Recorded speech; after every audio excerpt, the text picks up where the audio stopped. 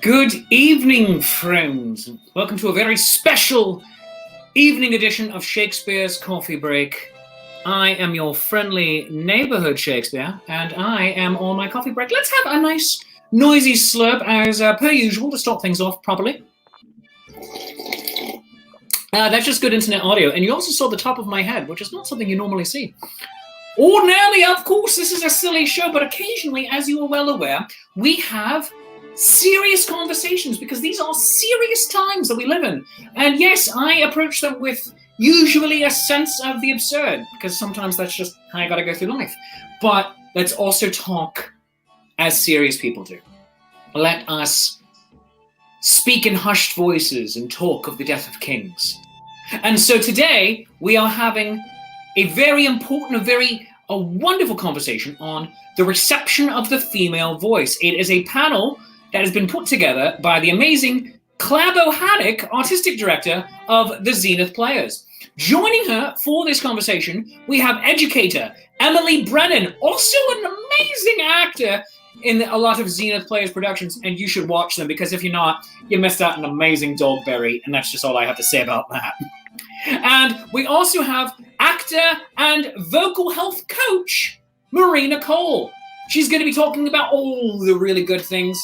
But, of course, this show is about me, as all things are. I am a white, cis, hetero man. So how is this about me? It's not.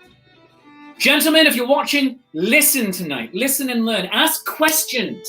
Put questions in the comments if you have them. We will be happy to pass them on. All I am here to do is serve as a facilitator. This is Claire's show tonight. So friends, enjoy and let's learn together. Yes, hello, friends. Hello. This is a really great opportunity for us to discuss what could be an uncomfortable topic in the most comfortable way that we can. So, questions are great, and we don't want anyone to be silenced. I do want to state at the beginning of this that obviously right now on the screen, we're looking at three rather white women. And I would adore doing an entire special, like an hour-long segment like this one, where we can just listen to women of color discuss exactly what they are experiencing as well. Because on top of having their voices received as women and with the experiences that we have as women, they have some added complications thrust upon them by the listener and really by stereotyping and things like that. So we absolutely want to say that we welcome the voices of women of color, and we acknowledge that while we do suffer many of the same kind of stereotyping when it comes to the female voice, that women of color experience extra discrimination on top of that. But yeah, I wanted to start out with what ways we really begin to notice how we treat the feminine voice versus how we treat the male voice. And I don't know if Marie or Emily have noticed any descriptors that have been frequently thrown about when it comes to how people listen. Yeah, well, I think how we as females perceive our voice versus how other people perceive our voice, you could talk about two different descriptors there. For me, I'm always aware when I'm speaking as a woman. I feel like there's a need to come across as polite. That's something that I feel society kind of puts on us as female identifying. As far as how I've heard people speak about their personal reception of female voice, gosh, there's totally different ends of the spectrum. I think there's almost no winning, and I hate to say that. You can have the female voice perceived as almost mannish. I've heard that. I've been called a man on the phone before. People have referred to me as sir and then told me that I have a mannish voice. And at the same time, I've heard my voice be referred to as really nasally or annoying to listen to. And I think annoying is a really big one that I hear a lot of the time for female voice. Absolutely. I've heard the one that gets me, and as a director in theater, if I ever hear somebody refer to a woman's voice as shrill, I will use that as a moment to stop exactly what we are doing and to break down why we have decided to utilize that word. I feel like that was a major word that was thrown around in 2016. Whenever we would hear Hillary Clinton speak, it was always shrill. And there was a lot of emphasis put on what she sounded like rather than the content of her words. So it was kind of the first method of attack. Rather than attack a woman for what she was saying and the words that were actually coming out of her mouth, it was the way in which she was saying them, the sound of her saying them, that was deemed offensive.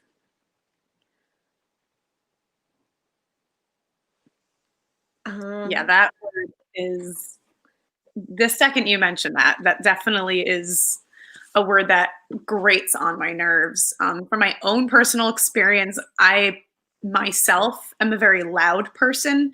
So for me, it's always volume. That kind of really defines how I speak. But I also have two very different ways that my voice has been described, and in ways that I totally disagreed with. I spent 10 years working in customer service, working in retail and banking retail, and I am in my 6th year as a teacher. So I have these two different voices that have been used. And one day, when both my teaching and my retail careers collided, I used my customer service voice, but a friend said, "I love your teacher voice." And that's not my teacher voice. Service voice tends to be a lot higher pitched and a lot more sweet and saccharine. And actually, even though I am an elementary school teacher, my teacher voice is not that high pitched. So that, even though it wasn't necessarily a negative connotation, it was an incorrect one. No, that was my customer service voice you heard. That was not my teacher voice. It's funny because, well, it's not funny, it's strange, because I feel that when we listen to men speak, we hear one voice, maybe two, if there's an emergency type situation, and they, just as we do, get louder and more pronounced. But in terms of the way they answer the phone, they speak on the phone, or they speak to somebody that they're dealing with in a workplace setting, not really much difference between that and the way you would hear them speak at home. And I notice that whether I want to or not, the voice I use as a director is very different sounding from the voice I'll use when I'm just at home, or I'll be on FaceTime with my friends or anything like that. And I feel that I don't try to make it less feminine, but it happens, and it comes with really me speaking to any larger group of people. If I may bring in a comment, and I'm only going to be the voice of comments every so often on this. Thank you. I don't get a say in this tonight. No, it's like, hey, shut it. Very good. I'm English but polite. This is what we do. Very good. Yes. I mean, we used to not be, but no. Here we go. So Estelle Clark, a friend of the show, a friend I think of most of us actually, says, in her high school classes, they've been talking about the idea that women need to have a passive voice. Otherwise, a woman can come off as domineering. Any comments on that? First off, never write with the passive voice. Don't do that. Don't do that. Because then people are like, hey, what does this clause in the Constitution mean? Active voice only. But then the rest of it, y'all take it away.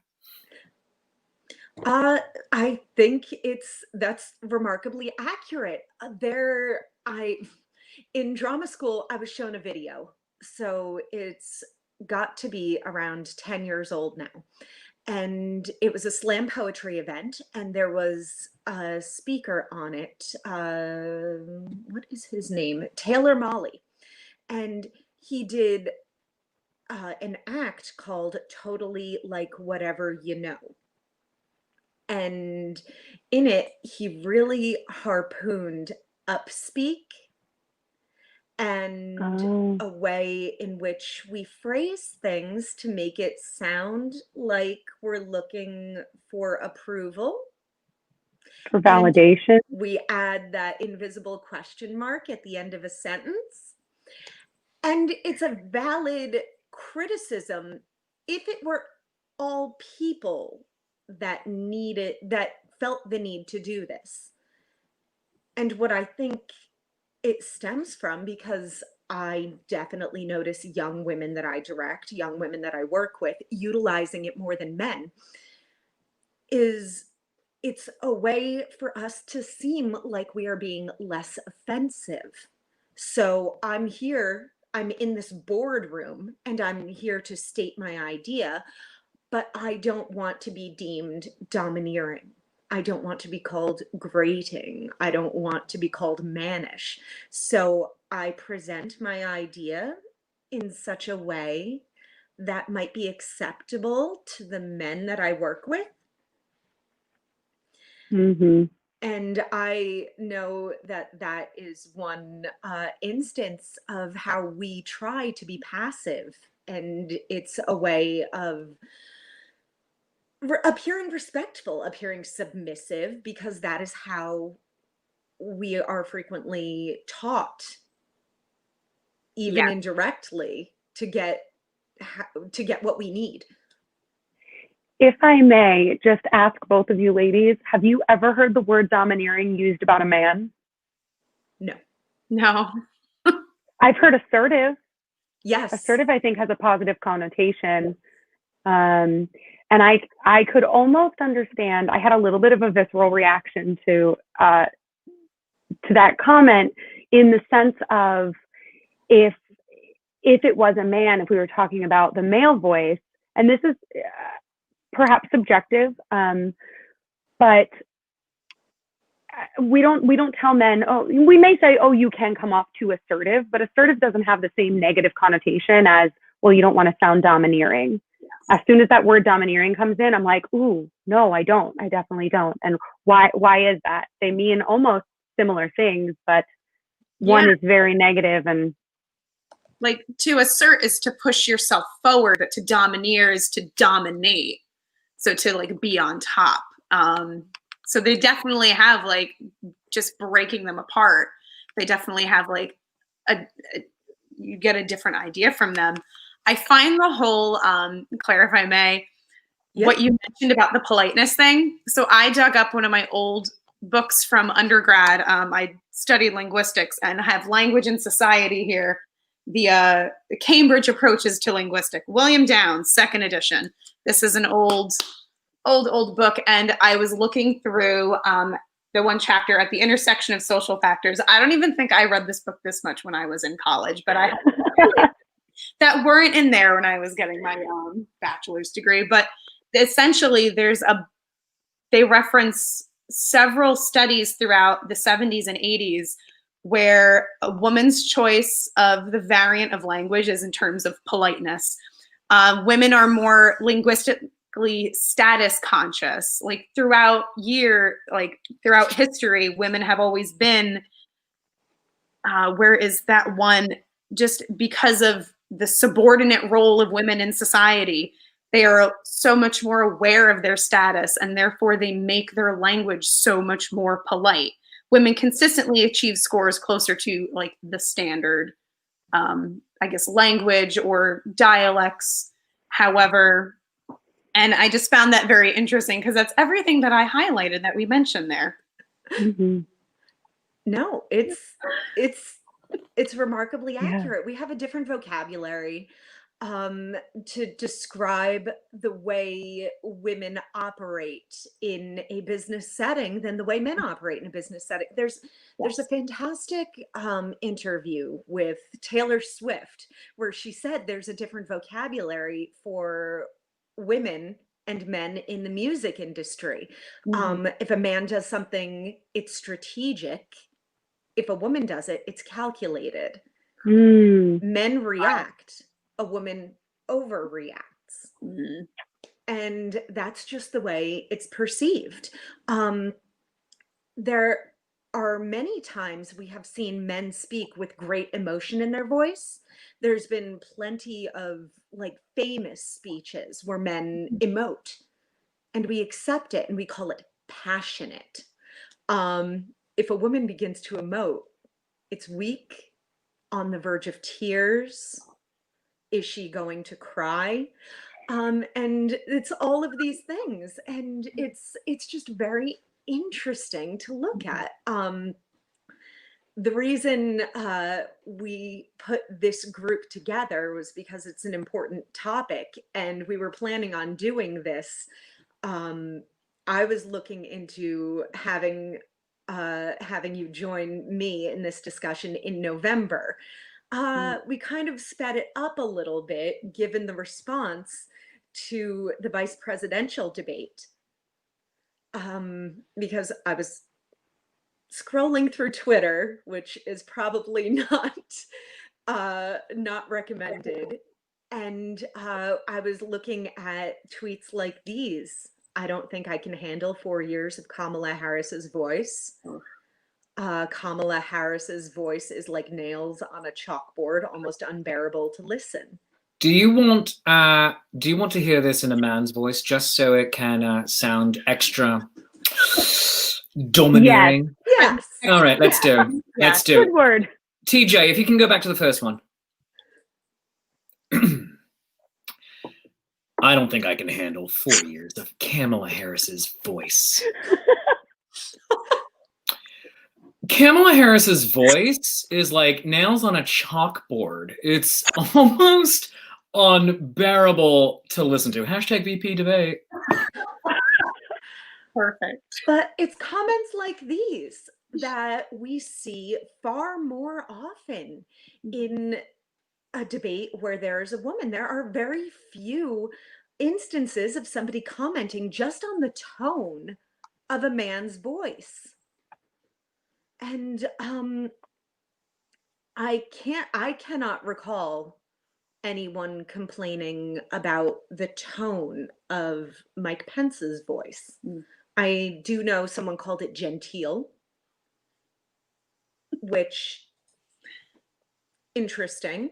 But it's not just limited to people that are on this enormous political stage. I pulled one of the comments that somebody made about me as a performer.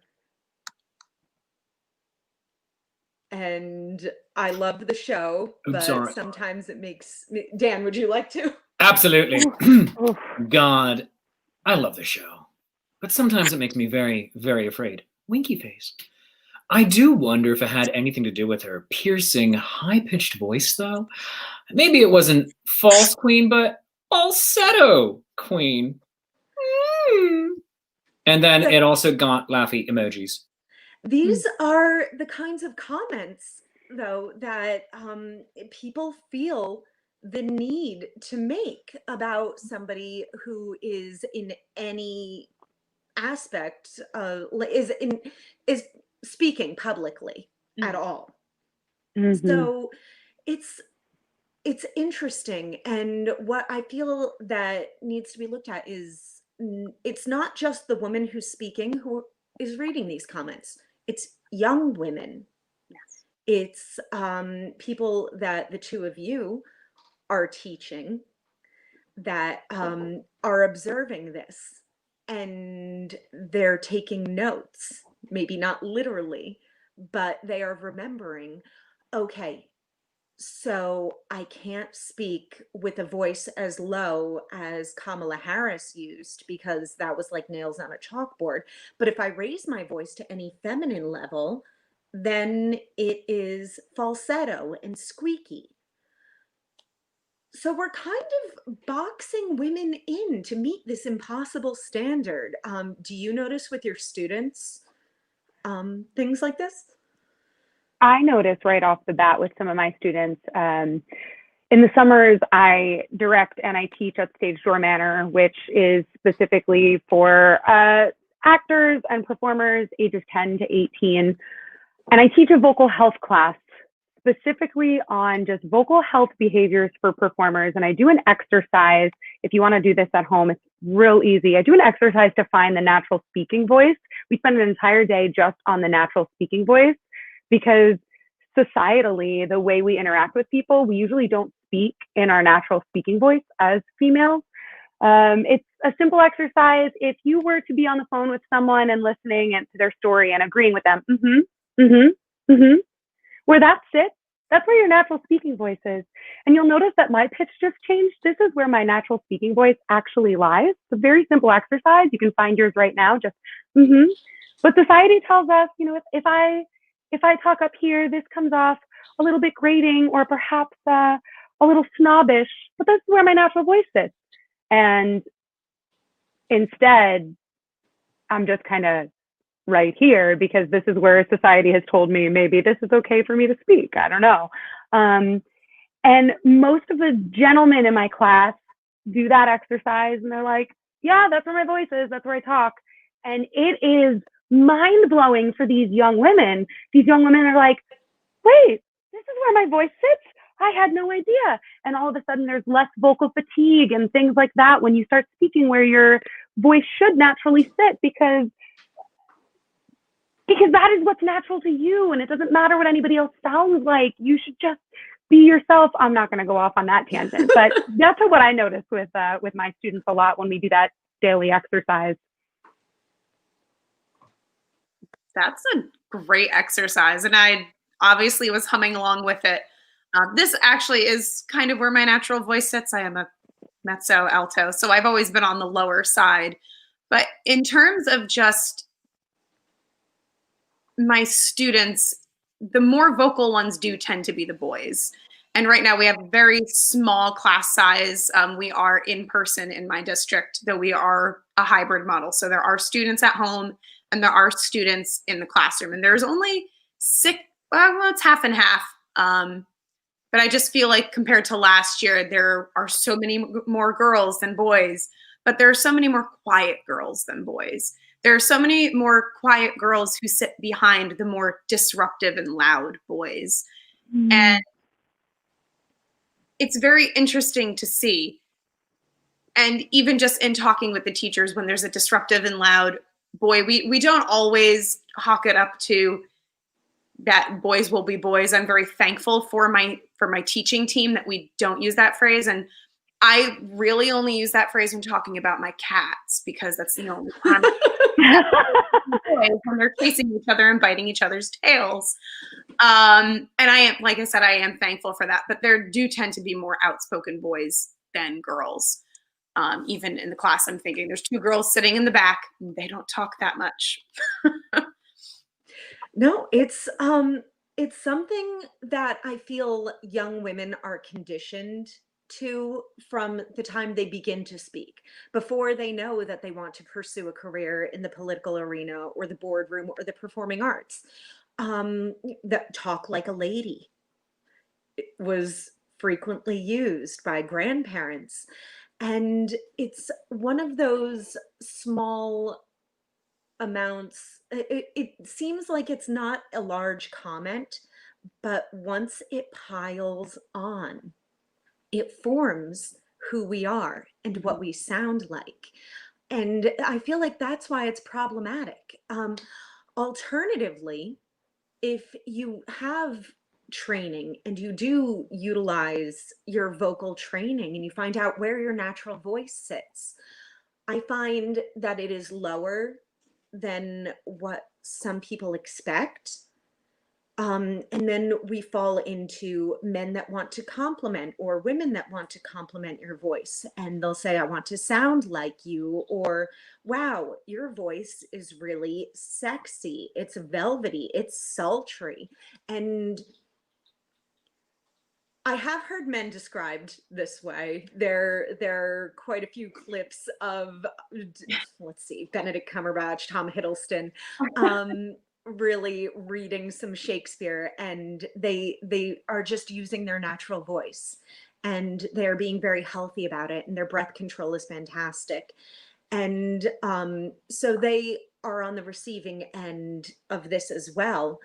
But there seems to often be this over sexualization of the feminine voice. And I don't know if either one of you had experienced kind of stereotyping with that.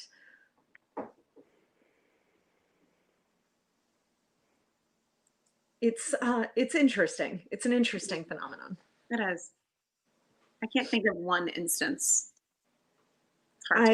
It's been said to me a few times, mostly when I'm in my customer service voice, because I did work retail for years, and that seemed to be the voice that got it. It was totally unintentional. I never go out with the intention of sounding like I've got this, like siren voice, but that's just kind of what has been fed back to me.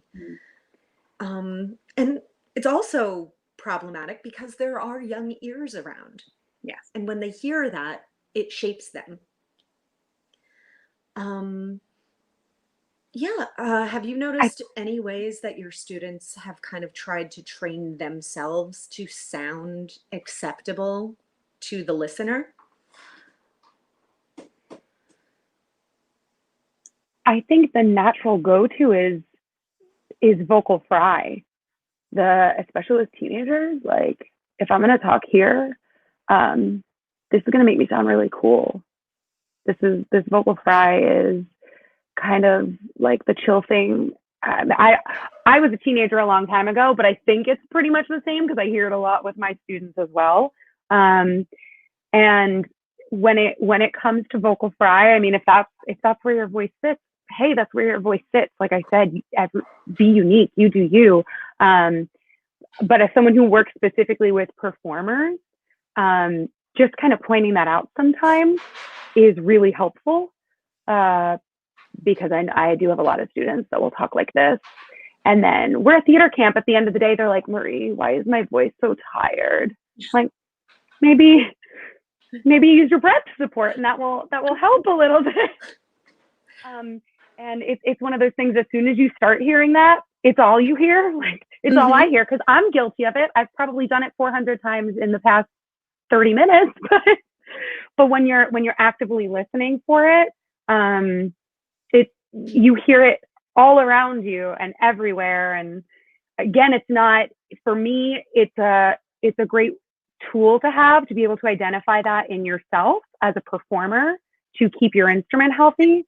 But it's also none of your business if someone else, like, if that's how you speak, that's how you speak. It's none of your business to like poke at other people about it, if that makes sense. Mm-hmm. Yeah. There's a lot of, I feel like vocal fry is the biggest example we can have of the double standard. Kim Kardashian is queen of vocal fry. She uses it, and she uses it frequently.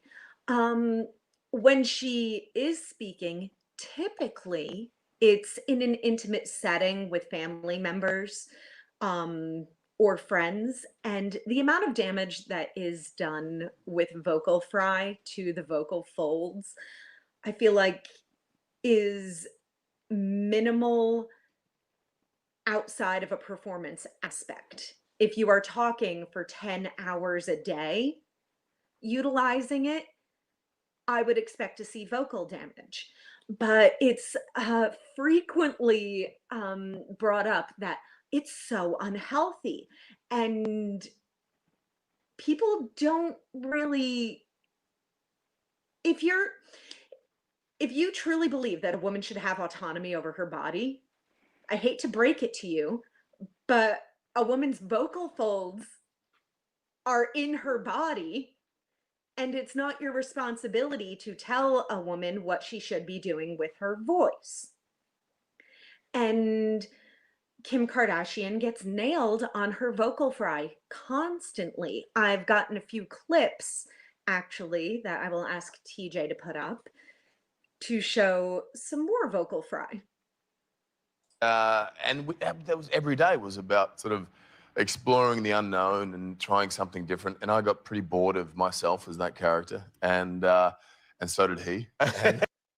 Now, I have a hard time picking on anything when it comes to Chris Hemsworth because I love him and I think he's a fantastic actor. But we don't see people coming for Chris Hemsworth like we see people coming for Kim Kardashian. And you won't hear it as much coming from men, because when men do it, it's like, oh, that's like your deep, bassy voice, you know, like it's almost perceived, if I may, like it's a sexier sound for men because it's just that like big bass reverb type of it's sound. Deemed sexy and mysterious. Let's take a look at the second clip. I find, you know, Morgan, Rebecca, and Paul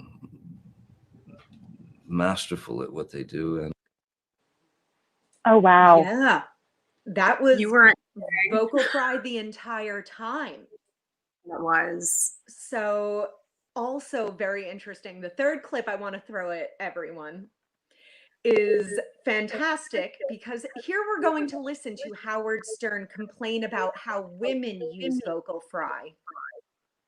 And like, it was driving me mad. And then when I read this article, I realized it's a thing, and women aren't getting together deciding to do this. No, it's become a happening. speech pattern that is really horrible. And I don't even think he realizes that he does it, but he's acknowledging when women do it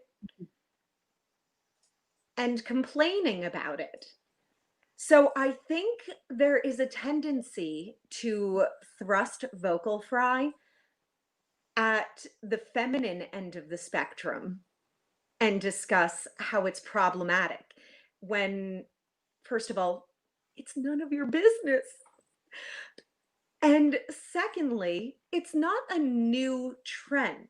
Vocal fry has been around forever. As long as we have been speaking, there have been instances when people have been dropping down into their voice and utilizing that technique. It has gained popularity lately when we have seen women rise to positions of power in the boardroom. And part of that is, I believe, to sound a little more masculine, to sound like we fit in, to sound like we have been taken seriously. And if our ideas were presented in our natural voice, would they be taken as seriously? There is a reason we have developed the vocal tics that we are using. Mm-hmm. Very true. And it arises from this social aspect. Yeah, we discussed uptalk as a way to make ourselves sound more palatable. Another way, I don't know if either one of you had noticed it, was please. And I'm sorry. So there's a way that we have gone about sounding apologetic for inserting our opinions or our beliefs into a conversation where they should be absolutely welcome if all participants are created equal. Have you noticed I'm sorry? Yes.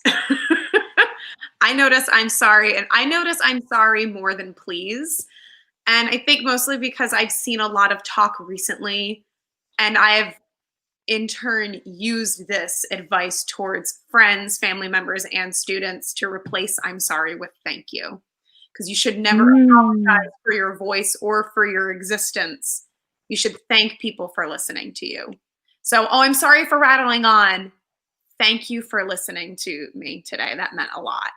So to just extend those words of thank you, replace your thank you with your I'm sorry's with thank yous, because that's really what you're saying. You're appreciative that people are listening to you. You shouldn't apologize for that. Mm-hmm. Emily, I'm going to steal that because I am one of the biggest guilty parties when it comes to I'm sorry. And there's a handful of people in my life that will like yell at me for it and say, you have nothing to apologize for. You have to break that habit. But it's not a habit. Like I didn't pick up smoking a year ago and like, oh, gotta beat that habit. Like this is something that has been in my vocabulary for as long as I can remember. And I didn't pick it up from nowhere. It had to be something that I picked up through examples that I've been shown from people in my life. So I love that thank you idea. I don't do please as much. I use just. Mm-hmm. I just wanted this, just that. Yep. That's another big one of mine is just, especially in emails, because the female voice is not just spoken, it's also how it's perceived when it's written. Mm-hmm. And I am quite often called too forward in my emails. So all the time it's just that. Mm-hmm. Make myself less important. In the comments, TJ has put the Barbie I'm sorry video, which is fantastic if you have young women who are, let's face it, it's fantastic for everybody. Yeah. Yes. And Barbie has a vlog and she discusses using I'm sorry and kind of how you can beat that habit. Mm-hmm. And why it's a habit. It's really it's been ingrained in us that we should be sorry for expressing our opinion. No, we shouldn't. No. Absolutely not. Hello again. Hi. Hello. Hi. Sorry. And I'm saying sorry because I'm interrupting. And also it's a thing the English do. We're sorry for everything. Us in Canada.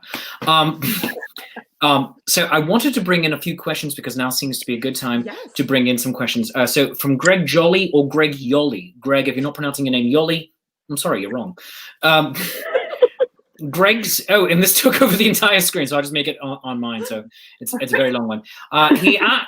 His friend Amber, he mentioned to Amber that you all were doing this discussion. She's going to be watching it later. She wonders if any of you have done any research or learning about the evolution of women's voices in the media, like the timbre of women's vocal trends, air quotes, from the airy type of soft voice from films of the golden age of film up to the current vocal fry style and why that evolution occurred. Wanted to ask the question. But also in the golden age, you also had the Mae West, very not breathy, very, just put your lips together and blow, voice, and the whole Kathleen Turner type. So those are that. And then Estelle Clark also says, so we'll come to that question. And Estelle also wanted to say that she works in an all-girls school, so her dynamic is different. Of the skills they work on, one of them is self-advocacy. Building confidence on stage isn't that much different than building it in the classroom. She has seen the correlation betwixt confidence and proper vocal usage many times in her students. They don't even know what they're doing. It is a defense mechanism. I'm sorry. And Greg says Amber is his wife. So Amber Yolly, Greg Yolly's wife. And Stell also says, I'm going on to your I'm sorry. She tells all her kids and friends that I'm sorry should only be used if you can tell me what you've done wrong. So going back to the question posed by Amber, have any of you done research or evolution, any research or learning on the evolution of women's voices in the media, like timbre of women's vocal trends, etc.?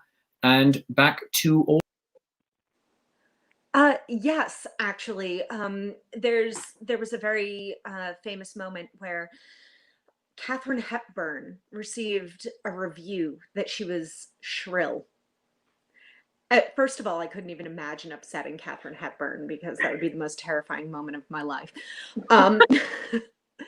But Katharine Hepburn's iconic vocal style, it did come about from years of training. And she did reach a point in her, before she actually, there were many things that influenced her voice, but she did go through a lot of training, and she did find that very resonant sound, that very natural sound, that was not popular.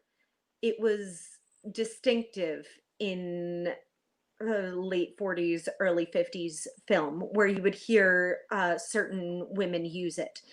And it was rare, and that's what made it popular in media. That's what made these women kind of, made you pay attention to them. Kate Mulgrew is kind of a more modern example of somebody that has a unique voice. During that time, women on film spoke with a higher voice. They were utilizing it frequently, and they were received better with a higher voice. However, it's also important to look at the roles they were playing at the time. These were roles that were deemed socially acceptable. These weren't women in the boardroom. These weren't women breaking barriers as much. They were playing starlets, or they were playing mothers and housewives and nurses. So that kind of started to change as the roles changed, the voices changed, the actresses changed how they sounded, and it went on from there. Katharine Hepburn went from being considered shrill to being considered resonant to kind of having that distinctive sound that came with physical ailments later on in life. And that was actually later replicated in part by Anthony Hopkins, of all people, in his performance in Silence of the Lambs. That's how distinctive her voice was. So he adopted that and utilized it for part of his Hannibal Lecter character. So I think it's just as fair to say that women's voices changed as time has gone by, but that the roles women played in film also changed as time went by. Mm-hmm. If I may make a correlation here, looking at musical theater and Disney in particular, touching back on what Claire said about how the roles change and how that affects the voice, you'll find a lot of this through Golden Age musical theater, through contemporary and modern eras through today, how the female voice changes from this very acceptable, like lilty high soprano, that is the appropriate singing voice in the Golden Age of musical theater, and kind of becoming a little more grounded as we continue. And now you've got these big belting roles that are totally appropriate and powerful ingenue roles.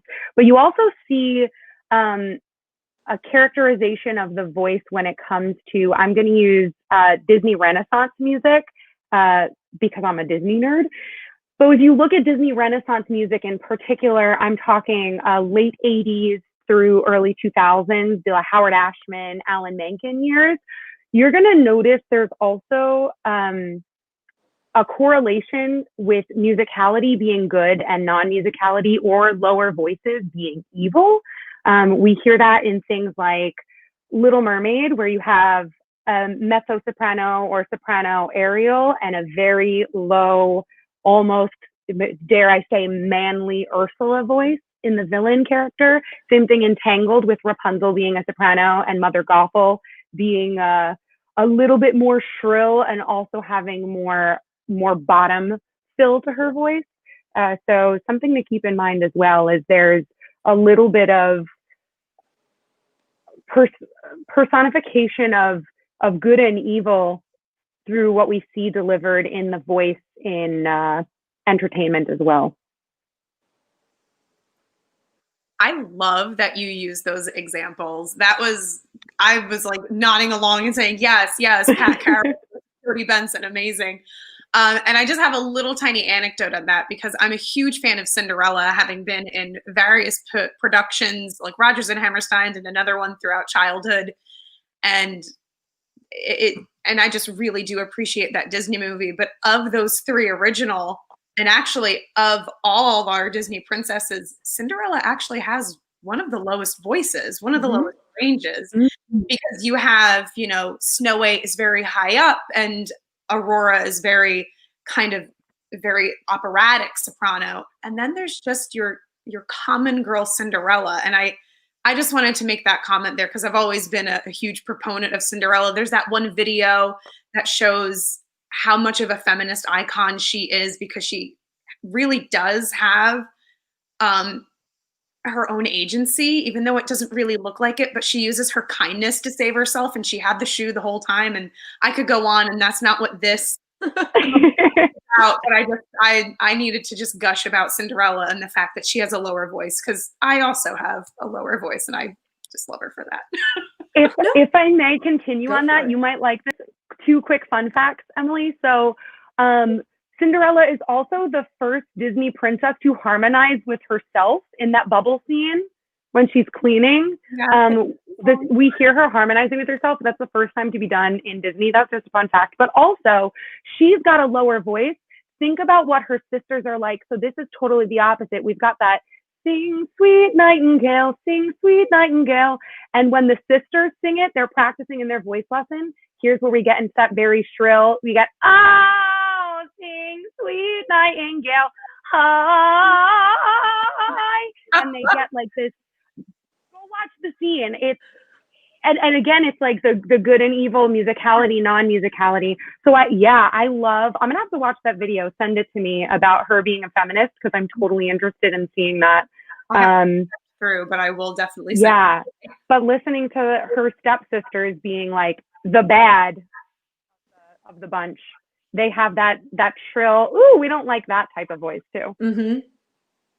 Yeah, it's interesting to see how in terms of everything that we're discussing with regards to how vocalizations have changed, also can relate to how we appear physically as well, where we've been trying to move away from we've been trying to move into this self-rescuing princess principle, because again, the need to be taken seriously, the need to say, I can handle this on my own. We have adopted the wearing of suit jackets and things like that, and we've kind of abandoned that idea of ball gowns. That doesn't make these women any less of a feminist icon simply because they wore a dress while doing it. It's just, we have been kind of moving in a direction of trying to appear sexless, so that we would try to avoid our gender or our anatomy or our vocalizations from getting in the way of what we want and our goals, what we want to achieve. So anything like that, where we can view these great feminist characters that we might have, for whatever reason, been forgotten about, and get to really review them and see that, no, these women existed all along. They were here. They're still okay to show your kids. They're still wonderful to show your little girls. Like, please do. And that's a great thing as well. Let's see, I have my notes.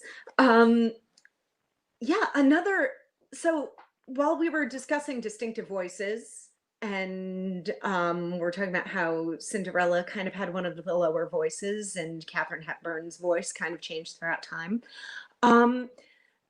Do either one of you remember the Theranos situation and Elizabeth Holmes?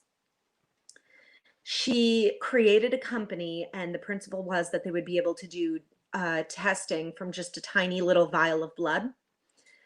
And when it came out that the whole case was kind of a fraud, the situation, people really tore her apart from the way she looked. She was trying to dress like Steve Jobs. She was trying to do all of these things, but she had a very distinctive, very low voice. And there were many articles and discussions online about whether her voice was fake and if it was all an act. And there have been other scandals in the past with companies that have fallen apart, with companies that have been part of a fraud situation. With those companies that were run by men, I don't recall the owner being torn down in such a way that they determined that even their physical attributes, their voice, was fake. Do you think that it might be more harsh of a criticism because of her gender?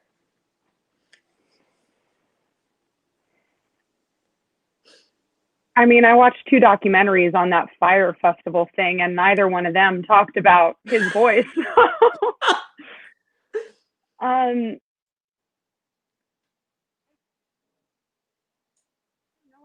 think it's a tricky situation when we talk about those things, because if the shoe was on the other foot, if there was a role or a gender reversal here, I don't think a man, and I can't speak for men because I don't identify as one, but my guess would be that a man wouldn't take that comment seriously or to heart. So back to what you were saying before about, women are overreactors. Well, this is going to push the buttons of a woman, right? So perhaps it's just a low blow, honestly. Mm-hmm. It doesn't have anything to do with her business fraud. If there's fraud involved, let's talk about that. Let's talk about the issue at hand, and let's not make unkind comments that aren't necessary. I don't know. That's my opinion. Yeah, it's really interesting. It goes back to my kind of this point that's been flowing through my head a little bit, which is people are fascinated to discuss the way a woman says something, and they lose what she's saying in the process. Mm-hmm. Another thing I wanted to address was overspeaking. A huge moment from the vice presidential debate was, Mr. Vice President, I'm speaking. And I don't know a woman that didn't feel that. I had a physical reaction where I just kind of like scrunched because I have been in that situation. And I'm sure both of you have been in that situation. But I feel like it was an iconic moment that regardless of whatever happens with this next election, women will not forget that. Mm-hmm. And women will not forget that this woman stood up for herself in such a way. I have also seen Kamala Harris get torn down because of it. I feel that she was, first of all, torn down for how she did it because she is a woman. I find that she was torn down because she was a woman of color. She really exercised a lot of restraint in her conversation with him, where we witnessed, what was it, a week before, a presidential candidate say, "Shut up, man." And I can't tell you how badly I'm sure women on the debate stage have wanted to say that very thing. But if she dared, I feel like she would have been painted as an angry woman, as an angry Black woman, and just these unfair, derogatory comments that already were flying around Twitter would have just exploded over the top. And I just think it was truly a wonderfully level-headed way for her to make her point known and the overspeaking to be known. Did it impact the two of you the same way it hit me? I mean, I ordered my I'm Speaking mask from Etsy, and I was hoping it would be here for tonight, but it's not. No, I think you hit the nail on the head when you talk about this. And when it comes to the political arena and that type of stage and debate, think about what male candidates have to prepare. They have to prepare for what questions could be thrown at them. Female candidates are preparing, sure, what questions are thrown at them. Do I thank the moderator for asking me that question first? Do I stand up for myself if someone directly attacks me? Can I use uptalk if I end my sentences on an upward inflection? Is that going to make me seem insecure or uncertain? At what point when my partner on the stage here, at what point when he goes over his time, am I allowed to insert myself and start speaking? And that's just me thinking as a white woman. And then, like you said, to think about as a person of color on top of that, all the perception. You are not training just to answer questions. You are training for this debate as if you are going to jump through flaming hoops. Yes, it's agreed. Being oh my God, tried in the court of public approval. Yes. And it's first of all, the amount of stress to be on such a public stage and to perform in such a way that is deemed acceptable to 50% of the viewing public. And it was really a moment that I felt deeply. There is a moment from a film that I also felt in another way. I'm going to ask TJ if he would pull that up for us. Just a couple of bucks. It's 1.35 million shares. So it is over $3 million less. That's a lot to a newspaper. And how many reporters is that? It's 25. Let's not get bogged down. There has to be quite a few. At least a dozen crits. It's 25 reporters. 25 reporters. 25 reporters. Gentlemen, we know it's not right. So that was a clip from the movie The Post. And I can't tell you how many times I have had an answer to a question that has gone ignored, or someone has talked over me or something like that. Emily, you're a teacher. Do you find that occasionally it might be something that your female students also experience? I mean, that's definitely something I've experienced. I feel like when it comes to the interrupting or people talking over, and I've explained that I'm actually a very loud person, I get interrupted and people talk over me all the time, and I always find it difficult to enter because, well, should I be louder than them or should I just wait my turn? And thinking on that, I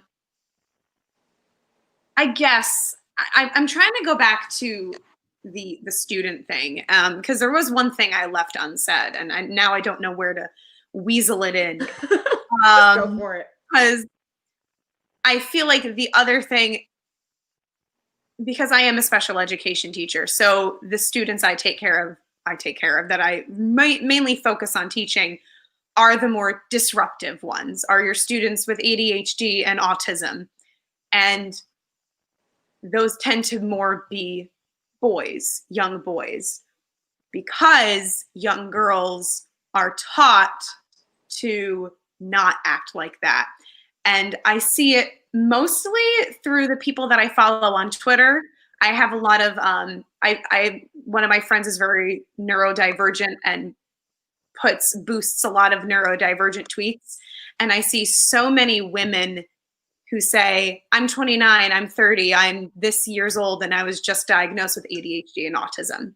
How many women go through their life without that diagnosis, without knowing that they have ADHD or autism, because they've been taught to be good and silent and are inside screaming because they just want to scream out too. Mm-hmm. So I can really only imagine. And also because a lot of the students who do have the answers, I also teach in a very different place, Claire. I know you are very familiar with the town in which I teach, where academics, no matter the gender, are very pushed, and students of all genders, shall I say, are very assertive about the answers that they have when they are correct. But I do have a student this year, and I'm really going to try not to, and I see those pressures put on her and the things that she asks, and I've had students in the past ask this, the level of perfectionism. Let me make sure I'm doing this the exact way. Let me make sure I am being correctly. Do I skip lines? Which lines do I skip when writing in my composition notebook? And I see that a lot more with girls than I do with the boys. So that was a little bit of a tangent, but I do see that. No, but I feel it as just a woman in a leadership position where I feel the need to be perfect. And I'm setting myself up for this standard, but it's because I want to be a credit to being a woman. I want to be remembered as a woman who did good things and bettered the path for women in leadership in the future. In doing that, I occasionally feel that I leave a part of myself at home. I might leave some of my humor at home. I might leave my way of speaking at home. And I talk to my cast, my mostly male cast, differently than I would when I'm just having these discussions with my friends, like I'm having a discussion with you right now. Do you feel that there's anything we can suggest for people who might be watching this for how to positively discuss conversations or a woman's voice? Or should they just not discuss a woman's voice? Do you feel like there's any advice that we can kind of leave everyone with?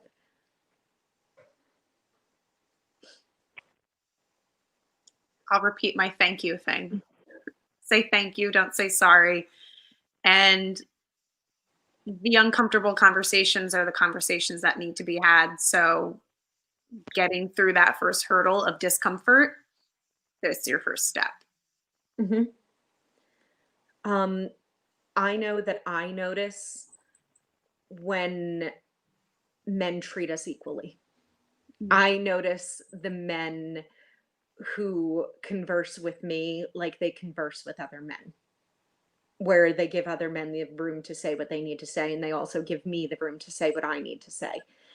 And we might not acknowledge it in the moment, and it wouldn't be appropriate for us to acknowledge it in the moment. And to be fair, we shouldn't have to acknowledge it at all. But it is noticed and it is appreciated. So keep that up. Like, it's good. Marie, did you have... I mean, I think that's more gratifying than I don't need anyone to comment on my speaking voice, positive or negative. Again, like as a performer, there's a professional, if someone's going to tell me I sang a song real pretty, go for it. I'm always up to hear that. But if I'm talking to someone on the phone, I don't need them to comment on what my voice sounds like. I wouldn't do it to anyone else. It just seems like a strange conversation topic. I'm willing to talk about a lot of things, the fall of Rome, Mickey Mouse, but we don't need to talk about our voices. We can just let that be unsaid. And what you said, Claire, I think actions speak louder than words. So if for me to feel comfortable, kind of like what you said, just give me the space to be myself the way I would do for you. And that speaks far more volumes than addressing the sound quality of my voice or the words I choose to use. Yes. Well, I want to thank you both for joining me. I want to thank everyone who's been listening tonight. I want to thank Dan for hosting us on his platform, and for kind of I don't know who this Dan is. I don't know who this Dan is. I mean, it's Captain Shakespeare. I didn't go to 4 years of Starfleet Academy to be called Master Shakespeare. No. In all seriousness, and I work in Renaissance fairs for anyone who doesn't know.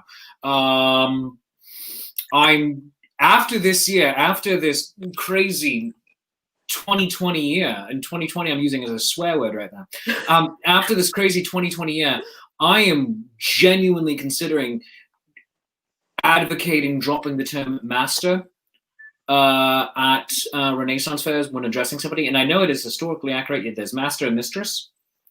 However, I'm thinking of going with a far more whimsical, and Claire's face is covered by my cartoon at the moment, so I'm just going to turn that off.